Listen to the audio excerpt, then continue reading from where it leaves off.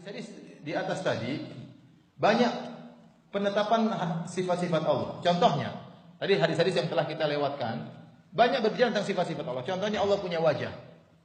Ya betaghi bidzalika wajh Allah. Sesungguhnya Allah mengharamkan neraka bagi orang yang mengucapkan la ilaha illallah dengan mengharap wajah Allah. Baik. Ini menunjukkan Allah punya wajah.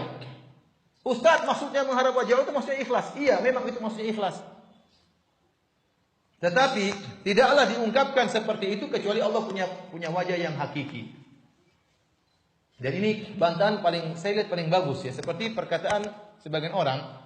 Jadi dalam ayat Allah menyebut Allah punya tangan, seperti firman Allah Subhanahu wa taala, "Wa ma qadarullah haqqa qadri wal ardu jami'an qabdatuhu yaumal qiyamah." Mereka tidak mengagungkan Allah sebagaimana mestinya.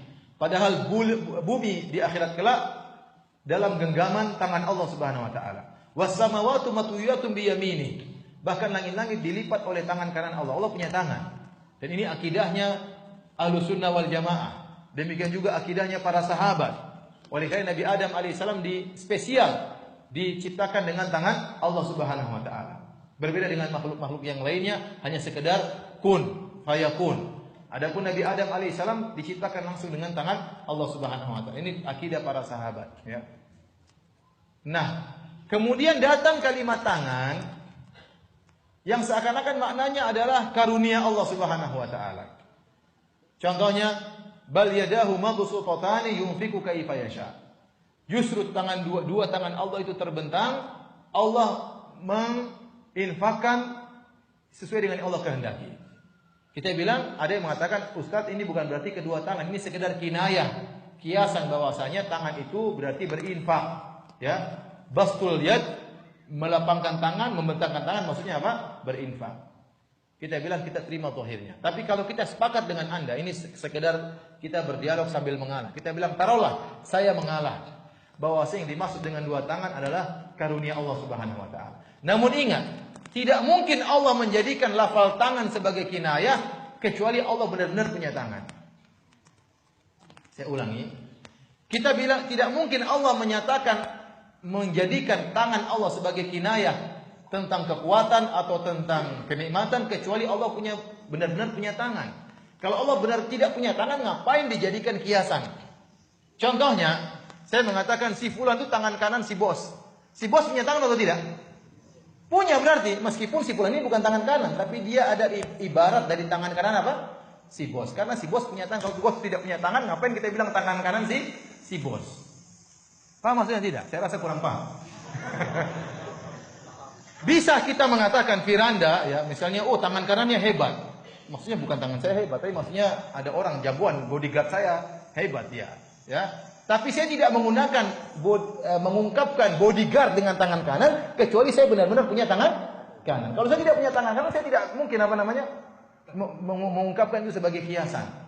Paham? Seperti saya mengatakan orang itu belum kelihatan batang hidungnya. Maksudnya apa? Batang hidung itu adalah kiasan dari badannya seluruhnya, bukan hidungnya muncul sendiri gini, tidak. Tetapi kita menggunakan kiasan tersebut karena memang dia punya batang hidung. Paham? Kita mengatakan ya bataghi bidzalika wajh Allah. Bahwasanya barang saya mengucapkan Allah mengharap wajah Allah artinya ikhlas. Jadi wajah Allah itu artinya ungkapan dari apa? Keikhlasan. Benar. Tetapi Allah tidak mengungkapkan mencari wajah Allah dengan keikhlasan kecuali Allah benar-benar punya apa? Wajah. Makanya di antara nikmat yang paling sempurna pada hari kiamat kelak adalah melihat wajah Allah Subhanahu wa taala.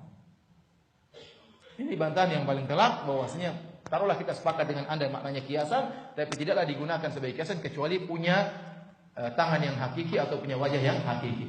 Paham atau tidak ini? Ghullat aydihim wa lu'inu bima qalu bal yadahu mabsuutatan. Tangannya Allah Subhanahu wa taala terbentang luas. yakni simbol bahwasanya Allah mempunyai sifat pemurah, sifat yang suka untuk memberi. Pada kalimat ini Yahudi mengatakan yadullahi, yakni yadu itu mufrad, yakni satu, single. Allah menjawab yadahu, dua tangan Allah Subhanahu wa taala adalah terbentang luas. Kalimat tangan di dalam Al-Quran dinisbahkan kepada Allah Subhanahu wa taala dengan beberapa bentuk, ya. Terkadang dalam bentuk single, terkadang dalam bentuk musanna, musanna dua maksudnya, terkadang juga dalam bentuk jamak, yakni banyak, 3 ke atas. Yang dalam bentuk single, Allah Subhanahu wa taala berfirman dalam Al-Qur'an, yadullahi fawqa aydihim. Tangannya Allah di atas tangan mereka, yakni sahabat yang berbaiat kepada Rasulullah. Allah berfirman, tangan Allah di atas tangan mereka. Sebutannya dalam bentuk single. Kemudian Allah pernah menyebutkan juga dalam bentuk musanna, seperti dalam ayat ini, bal yadahu mabsutatan. 2 tangan Allah terbentang luas. Berapa yang disebutkan oleh Allah? 2. Kemudian Allah menyebutkan tangan juga dinisbahkan kepada Allah dalam bentuk plural jamak, yakni 3 ke atas. Was-samaa'a banainaha bi'aidin wa inna lamusi'un. Dan langit ini dibina bi'aidin, dengan tangan-tangan. Wa inna lamusi'un. Dan kami Allah yang akan membentangkan, meluaskan ini, langit. Idzan kalimat tangan dinisbahkan kepada Allah, terkadang itu single, terkadang itu musanna, terkadang itu plural atau jamak.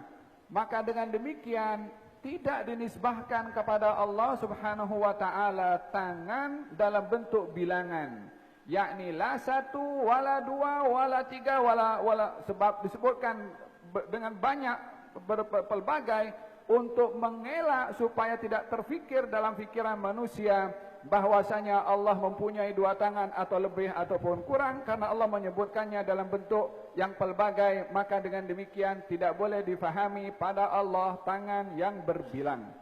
Yang kedua, tangan itu bila mana dikatakan tangan kepada manusia ataupun kepada binatang, maka tentunya akan ada kanan dan juga ada kiri. Nabi SAW bersabda, tangan Allah semuanya kanan, yakni tangan Allah semuanya kanan.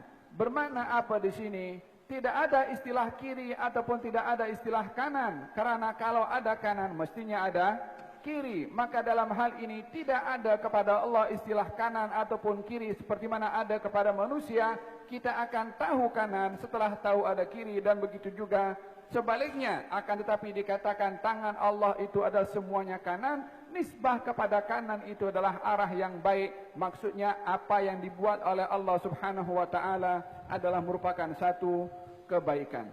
Dan daripada bilangannya dinafikan oleh Allah, daripada arahnya juga dinafikan oleh Allah, apatah lagi juga untuk menilai kepada tangan dalam bentuk fikiran manusia, yaitu tangan dalam bentuk jarihah, yakni dalam bentuk organ tertentu. Memang akan dikatakan binatang ada tangan juga, burung ada tangan juga yang namanya sayap, manusia juga ada tangan, semuanya ada tangan walaupun berbeza bentuk tangan. Bagi Allah Subhanahu wa taala, nisbah tangan disandarkan kepada Allah bukan untuk memfikirkan kepunyaan bahwa Allah mempunyai tangan, bukan untuk nak memikirkan sandaran tangan kepada Allah, untuk memikirkan fisikal akan tangan kepada Allah Subhanahu wa taala, karena daripada yang saya jelaskan tadi, bilangan ataupun arah dan juga makna kepada tangan itu sendiri yang pelbagai, tidak boleh dinisbahkan hanya satu makna kepada Allah Subhanahu wa taala, sementara tangan mempunyai lebih daripada satu makna. Di dalam Al-Quran Allah menafsirkan tangan dengan tangan ini. Di dalam Al-Quran juga Allah menafsirkan tangan adalah satu nikmat. Di dalam Al-Quran Allah menyebutkan tangan artinya kekuatan. Di dalam Al-Quran juga Allah menyebutkan tangan yang artinya kepunyaan. 4 makna arti tangan dalam Al-Quranul Karim. Bila mana diambil satu saja, ya Allah punya tangan, ada organ, tapi kita tak tahu bagaimana dia mengambil salah satu makna sahaja, sementara tangan itu mempunyai lebih daripada Satu makna di dalam Al-Quranul Karim Allah Subhanahu wa Ta'ala menyebutkan tangan yang artinya kepemilikan, yaitu firman Allah Subhanahu wa Ta'ala, "Au ya'fu alladhi biyadihi 'uqdatun nikah," atau akan memaafkan perihal mas kahwin kepada sesiapa yang pada tangannya hak untuk menikahkan perempuan. Biyadihi, pada tangannya hak untuk menikahkan perempuan. Siapa maksudnya? Wali kepada perempuan yang berhak untuk menikahkan perempuan kepada orang lain, itu lelaki itu biyadihi, pada tangannya, yakni padanya kepemilikan hak untuk menikahkan perempuan itu dengan lelaki yang lain. Kenapa Allah sebutkan tangan? Maksudnya memiliki hak untuk menikahkan kepada orang lain. Bukan maksudnya tangan dia itu punya kepunyaan perempuan itu, tidak. Maknanya memiliki. Demikian Allah menisbahkan tangan dengan kekuatan. Qatiluhum, perangilah mereka itu, yakni musuh, yu'adzibhumullahu biaidikum. Allah akan menghukum mereka dengan tangan-tangan kamu. Yakni apa maksudnya? Dengan kekuatan kamu. Ini makna tangan memiliki, makna tangan kekuasaan, makna tangan nikmat, makna tangan juga tangan ini. Maka bila mana disebutkan tangan kepada Allah Subhanahu wa Ta'ala, jangan hanya fokus kepada satu benda saja. Allah punya tangan, tapi kita tak tahu macam mana tangan Allah Subhanahu wa Ta'ala. Oleh sebab itu difahami nisbah tangan kepada Allah Subhanahu wa Ta'ala seperti mana dikehendaki oleh Allah Subhanahu wa Ta'ala. Dalam hal ini terbagi kepada dua pandangan ulama dalam ahli sunnah wal jamaah. Yang pertama madhab, namanya madhab at-tafwid. Madhab at-tafwid. Apa itu madhab at-tafwid? Madhab tafwid adalah madhab yang tidak mahu terjun mendalami menafsirkan makna kepada ayat-ayat yang sukar untuk ditafsirkan karena ayat itu dinisbahkan kepada Allah Subhanahu wa Ta'ala. Seperti wajah Allah, seperti tangan Allah, seperti kaki Allah Subhanahu wa Ta'ala, seperti Allah tersenyum. Kalimat-kalimat yang ada menisbahkan kepada Allah dalam bentuk organ, mata Allah, tangan Allah, wajah. Wa yabqa wajhu rabbika dzul jalali wal ikram, dan akan kekal wajah Tuhanmu yang maha mulia. Kemudian yadullah fawqa aydihim, tangan Allah Subhanahu wa Ta'ala di atas tangan mereka. Fa innaka bi a'yunina, kamu di bawah pandangan mata saya. yakni di sini ada berapa sebutan oleh Allah Subhanahu wa taala. Mata ada, tangan ada, kemudian wajah ada, dalam hadis kaki ada. Kalau kita berpikir tentang semua ini nisbah kepada Allah, apa bezanya menghukum Allah dengan makhluk yang ada tangan, ada wajah, ada mata? Laisa kamitslihi syai'un wa huwa as-sami'ul basir. Mereka yang berpegang kepada madhab at-tafwid adalah bila mana lalu kepada ayat-ayat ini adalah mereka tak mahu menafsirkan panjang lebar. Apa arti ayatullah fawqa aydihim, tangan Allah di atas tangan mereka? Artinya adalah yadullah fawqa aydihim, yakni tidak menafsirkan apa itu tangan, ditafsirkan maknanya adalah hanya Allah Subhanahu wa taala yang mengetahui. Akan tetapi mereka lebih concern kepada maksud ayat itu, seperti ayat ini dan ayat-ayat yang lainnya yang muhim litashbih, yang adanya gambaran macam ada keserupaan kepada Allah dengan makhluknya, sementara Allah sendiri menafikan kalau Allah tidak menyerupai dengan makhluknya. Seperti yadullah fawqa aydihim, tangan Allah di atas tangan mereka. Secara bahasanya seperti itu. Lalu adakah ketika menafsirkan tentang ayat ini kita sibuk saja Allah punya tangan tapi kita tak tahu tangannya?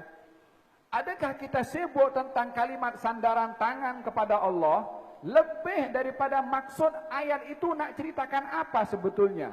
Adakah akan menceritakan Allah punya tangan dan kita tak tahu tangannya macam mana? Atau menceritakan tentang peristiwa bai'at yang terjadi antara kaum muslimin dengan Nabi SAW?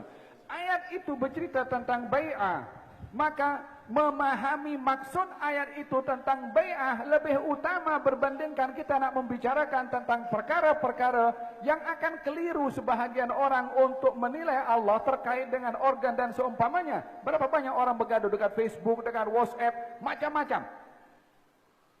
membicarakan tentang Allah Subhanahu wa taala, tangan, muka dan seumpamanya. Allah, la ya'rifullaha illallah.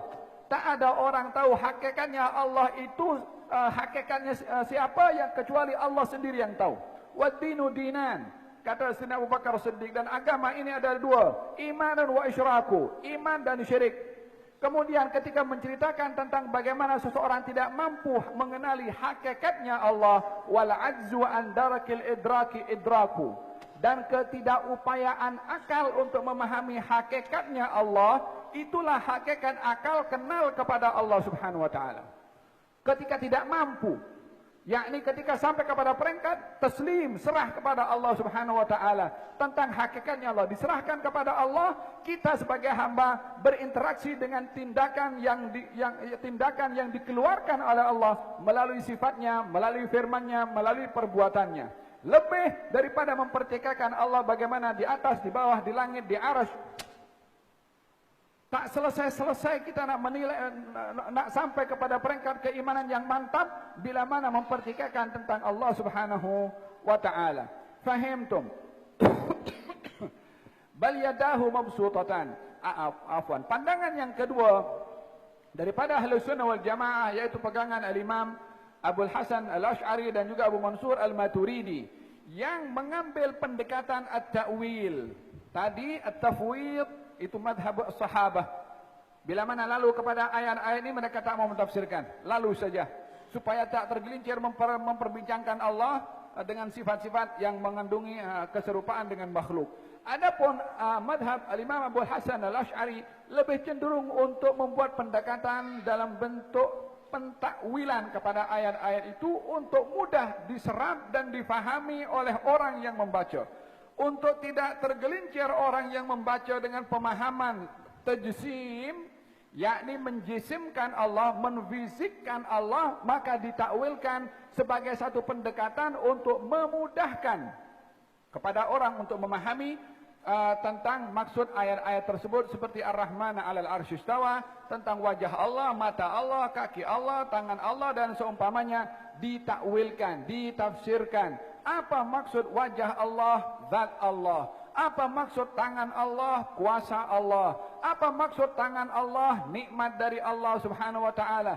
Ditakwilkan seperti itu, bukan mengatakan bahwasanya maksud hakikat daripada tangan itu nikmat, akan tetapi salah satunya adalah nikmat. Karena yang tahu hakikat maknanya adalah Allah Subhanahu wa taala. Idzan demikian yang diambil oleh Ahlus Sunnah wal Jamaah antara madhab at-tafwid, yakni serahkan maknanya kepada Allah tanpa memperbincangkan tentang konten dan kandungannya, atau at-ta'wil, menafsirkan sebagai usaha mendekatkan pemahaman kepada orang untuk memahami maksud daripada ayat tersebut.